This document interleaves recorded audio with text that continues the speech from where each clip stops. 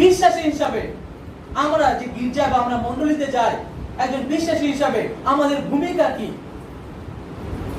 ঈশ্বরের কাছে আপনি আমি আমাদের কি ভূমিকা আছে গির্জা বা মণ্ডলী একজন বিশ্বাসী হিসাবে? বলছে এই ভূমিকা সবচেয়ে গুরুত্বপূর্ণ যে জাগরণ ঘটা। প্রভু গো, আমার মধ্যে দিয়ে যেন জাগরণ ঘটে। হালেলুয়া। আমার মধ্যে দিয়ে যেন জাগরণ ঘটে। আর আপনাদের সামনে আমি কয়েকটা পয়েন্ট নিয়ে এসেছি যে বিষয় আপনাদেরকে বলতে চাই। নাম্বার 1 বলছে একজন বিশ্বাসী হিসাবে আপনার আমার ভূমিকা গির্জার মধ্যে হচ্ছে ঈশ্বরকে প্রেম করা, সাথে অন্যকেও প্রেম করা। ঈশ্বরকে প্রেম করা, অন্যকে প্রেম করা।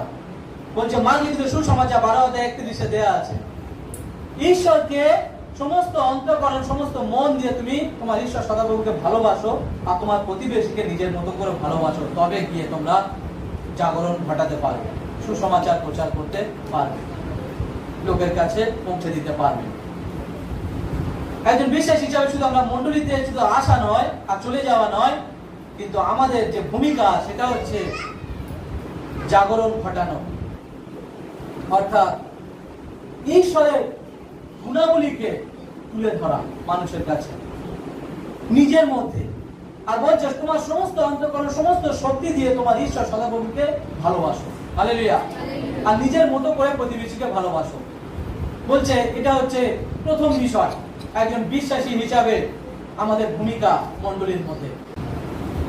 আর আমাদের প্রত্যেককে বলছে বিশ্বাস হিসাবে আমরা প্রত্যেকে সেই ঘুমন্ত ব্যক্তিদেরকে নিজেও যে ঘুমিয়ে পড়েছে নিজেকেও জাগান, নিজের মধ্যেও জাগরণ ঘটান যে আপনি মণ্ডলীতে বিশ্বাসী হিসেবে শুধু বাক্য শুনবো, প্রশংসা আরাধনা করবো, প্রার্থনা করবো, তারপর বাড়ি চলে যাবো তা নয়।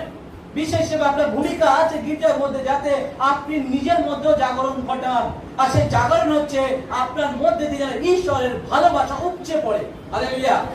ঈশ্বরের ভালোবাসা উপচে পড়ে এবং অন্যের প্রতিও আপনার ভালোবাসা যেন উপচে পড়ে। হালেলুয়া। হালেলুয়া। দ্বিতীয় নাম্বার বলছে একজন বিশ্বাসী হিসাবে গির্জাতে তার ভূমিকা হচ্ছে সুসমাচার প্রচার করা। সুসমাচার প্রচার করা।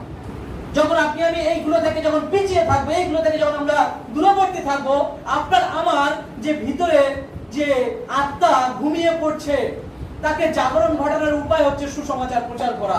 সেই জন্য শিষ্যরা যখন প্রভু যিশু চলে যায় তখন তারা ভাবছে আমরা একা হয়ে পড়ছি, আমরা এবারে কি করব, আমরা কিভাবে কি কাজ করব।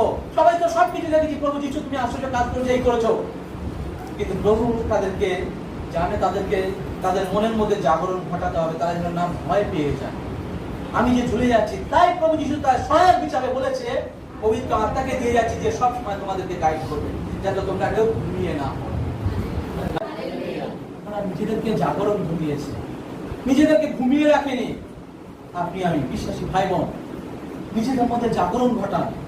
জাগরণ যখন আপনি ঘটাবেন তখন আপনি নিজে অনুভব করতে পারবেন ঈশ্বরের উপস্থিতিকে, আপনি নিজে অনুভব করতে পারবেন ঈশ্বর আপনার সাথে সাথে রয়েছে, আপনি নিজে অনুভব করতে পারবেন যে আপনার কোনো সমস্যা আছে, আপনি প্রার্থনা করবেন, আপনার সমস্যা দূরবর্তী হয়ে যাবে, আপনার কাউকে বলতে লাগবে না, কেন ঈশ্বর আপনার জীবনে জাগরণ ঘটাচ্ছে। হালেলুয়া। হালেলুয়া। সেই জন্য সুসমাচার সেকেন্ড বা দ্বিতীয় বিশ্বাসীর হিসাবে গির্জায় আপনার আমার ভূমিকা যে সুসমাচার প্রচার করা লোকেদের কাছে। সুসমাচার প্রচার শুধু আপনি অন্যের জীবনে শুধু নিয়ে যাচ্ছে না, সাথে আপনি আপনার নিজের জীবনেও জাগরণ ঘটাচ্ছেন। হালেলুয়া। পবিত্র ও শুদ্ধ জীবন যাপন করা। পবিত্র ও শুদ্ধ জীবন যাপন করা বলছে একজন বিশ্বাসী হিসাবে মণ্ডলীতে একজন বিশ্বাসীর ভূমিকা হচ্ছে শুদ্ধ পবিত্র জীবন যাপন করা।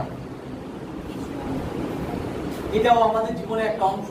প্রভু যিশু বলে আমি তোমাদের পিতা যেমন পবিত্র আর শুদ্ধ তোমরা তেমন পবিত্র শুদ্ধ। প্রথম থিসলনিকে 4:7 সেখানে লেখা আছে তোমরা সর্বদা পবিত্র হও। পবিত্রতা আমাদের শুদ্ধতা বলছে যা আপনাকে আমাকে খ্রিস্ট যিশুতে একজন বিশ্বাসী হিসাবে আমাদের এই ভূমিকা অবশ্যই মনে রাখতে হবে বা পালন করতে হবে।